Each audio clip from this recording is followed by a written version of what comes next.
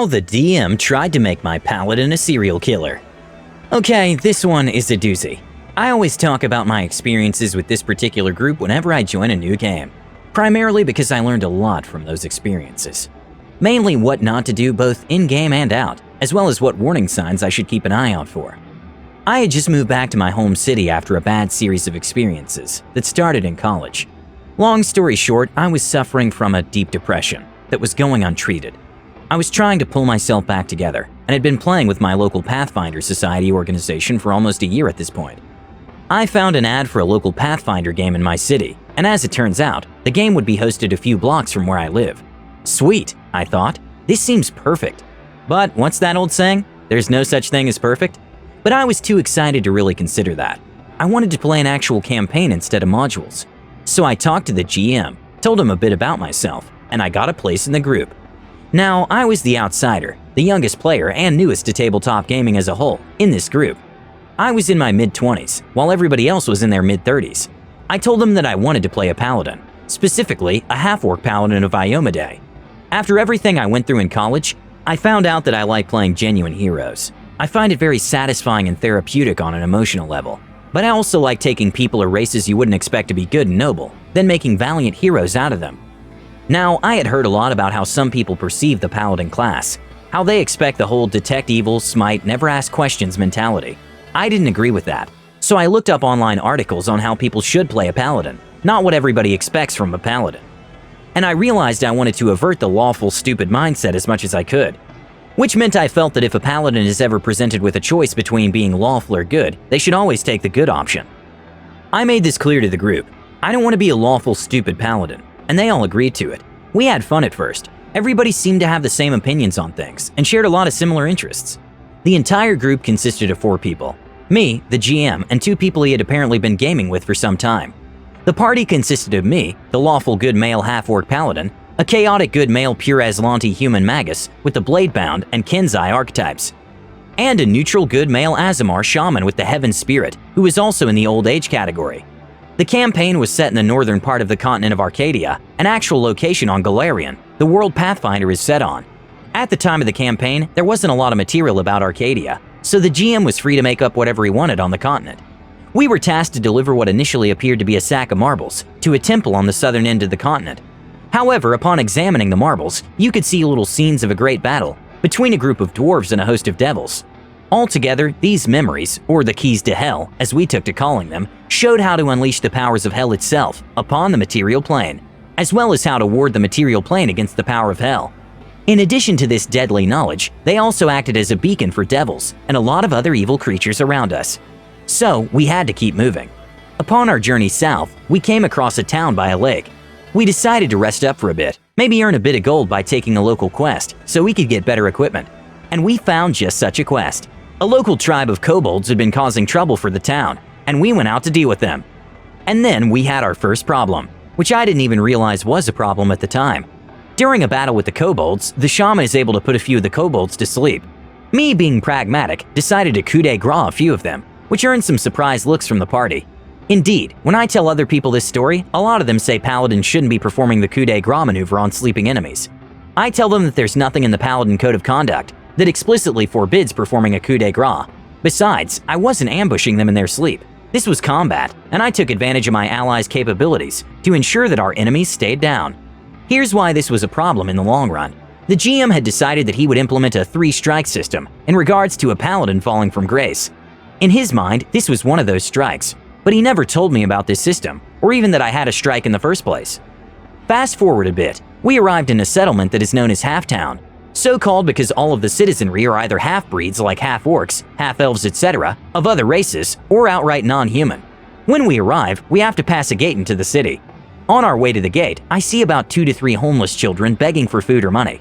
Being a paladin, I give each child a single gold coin out of my personal coin purse. The children were ecstatic and ran off into Halftown. And that's when the party reacted with surprise yet again.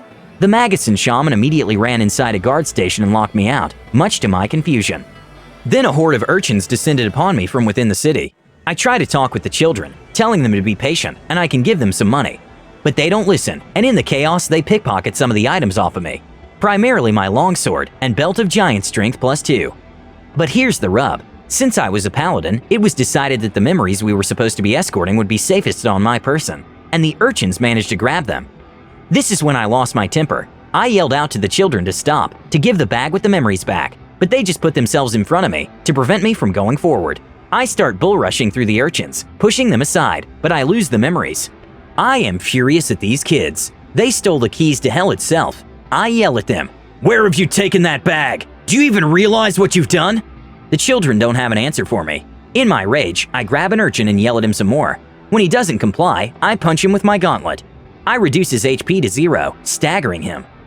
All things considered, that's a light punishment, given the severity of the crime, but the GM didn't see it that way.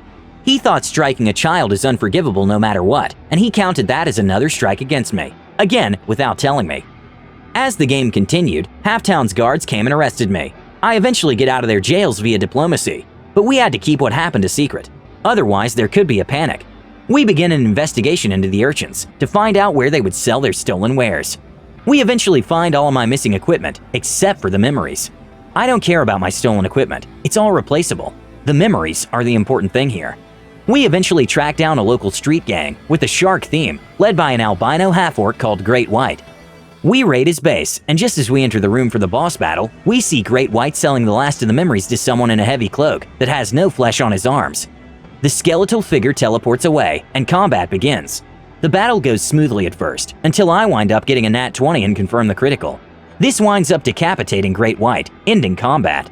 I am somewhat mockingly blamed for losing our best lead, as if I control the dice rolls. Now the campaign is about tracking down the stolen memories. Evidently, Great White had auctioned off most of them individually, before selling the final one to the skeletal figure we saw. One of our leads takes us to an abandoned crypt dedicated to Pharasma that has become overrun with undead. Initially things go well, until we come across a room filled with shadows. For those of you not in the know, shadows are incorporeal undead that have strength ability drain. Anybody drained of all their strength by a shadow becomes a shadow a few rounds after their death. Their CR is actually fairly low, and appropriate for our level. At least on paper it is. Shadows are notoriously infamous for being a challenge far deadlier than their CR suggests. Both me and the shaman die from the shadows. Somehow the magus is able to defeat the original shadows, and the shadows that spawned after we died. The magus manages to get our bodies back to Halftown, and he finds a priest of Aristil, a lawful good deity, to raise us from the dead. And here is where another problem came into play, and the one that led to the title of this story.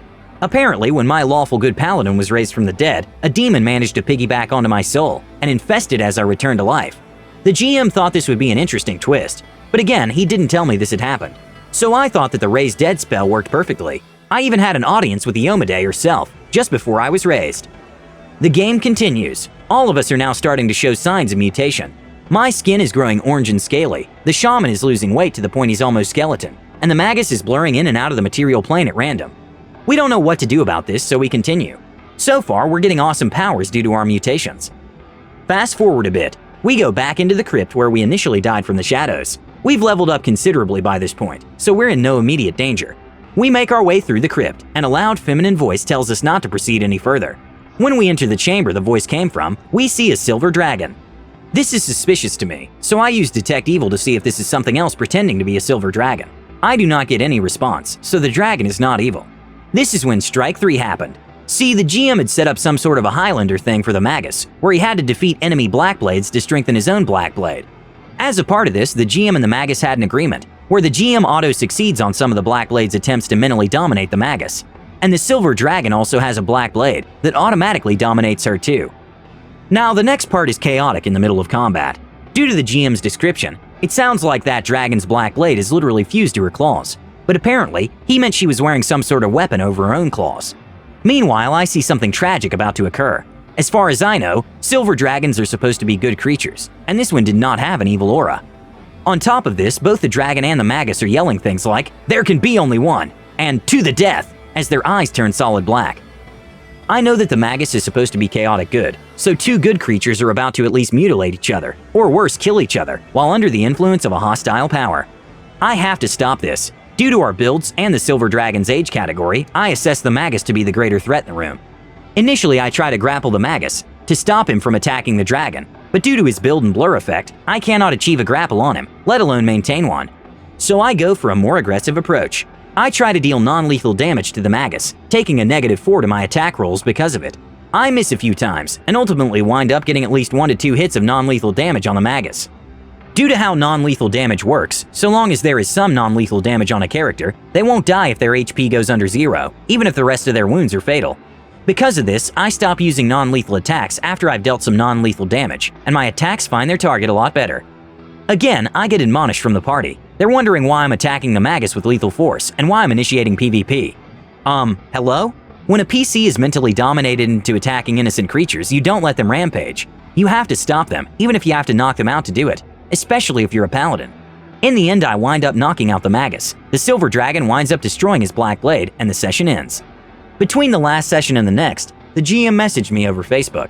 He tells me I've fallen from grace, and that I've lost all my class abilities, except for my proficiencies in martial weapons, heavy armor, and shields. I ask him why this is the case, and he finally lays out the 3 strikes rule. I try to argue my case, but it doesn't change his mind. It is here that he says those infamous lines, bros before foes.